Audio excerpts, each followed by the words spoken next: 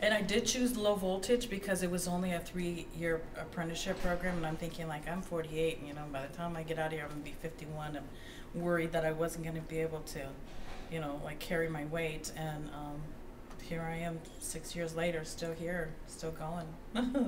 So tell me about the kind of work you've done in the trades. My very first job, I started off at the Sunset in Vermont, Kaiser, in 2007, and it was brand new construction. And when I got in there, it was nothing but, you know, empty walls, not even walls, just the framing up everywhere. And it was like, and I didn't end up leaving there until it was done. So it was just the most, I mean, I still drive by there, you know, like my kids, like, I know, Mom, you did that, you built that. But now it's like, when we go by with other people in the car that, you know, like their friends are there, my mom built that. And that is like the most, like, awesome thing.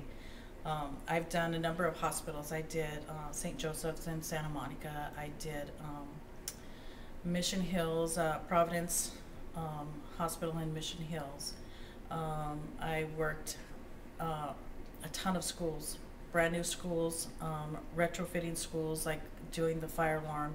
We go in there and change out the fire alarm, and then turn it over and go and take the old stuff out, and the new stuff is working. It's just such an awesome feeling, you know, to look at blueprints and actually know what you're looking at, you know, to understand that kind of stuff. And it's just, I worked at the Twin Towers. They gutted like 3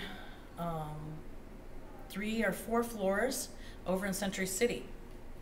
And which was pretty awesome because my father and all my uncles built the foundation. They were cement finishers, and they did the foundation for Century City.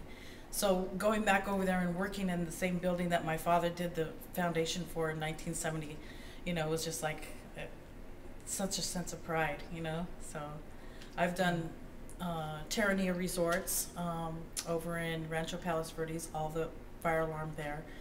Regal Theaters at LA Live, all the security cameras outside and inside. ESPN Zone, all the monitors, the speakers in the game area. Just pulled millions of feet of cable. It's sometimes like we would pull like 32 cables at a time.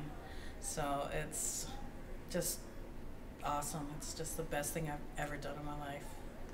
So the last question is, what are some of the challenges and what are the opportunities of working in the trades?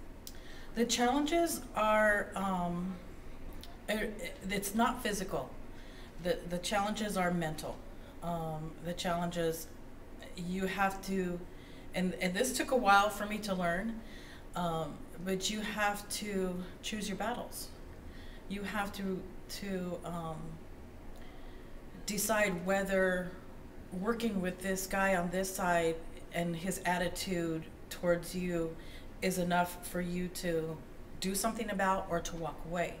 And that was my biggest thing, because it's like, nobody's gonna treat me with disrespect, you know.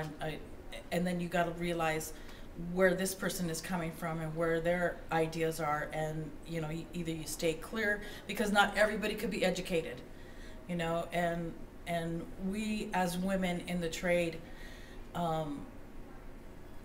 they see us as that's what they see us as, women in the trade, and we're not women in the trade. We are part of the trade. So, and that's what a lot of them understand it, and there's some that won't ever understand it. But some of them, I've had a few run-ins, even though I'm like 5'2". I've had a few run-ins with some of them, and afterwards they've actually told me, you know, like, I really respect you for standing up for yourself. And not only them, but other people in the IBEW said, you know what, if it was anybody else, I didn't think they would even come close to making their point across. And you know, I'm really proud of you. And for somebody to tell me that, even as old as I am, I'm 53, I'll be 54 in March. And for someone to tell me that, it's still like, I feel like a little kid, you know, like, oh, they're proud of me, you know. But, you know, and that's the main thing, is if my kids are proud of me, then I'm doing a good job. And they are.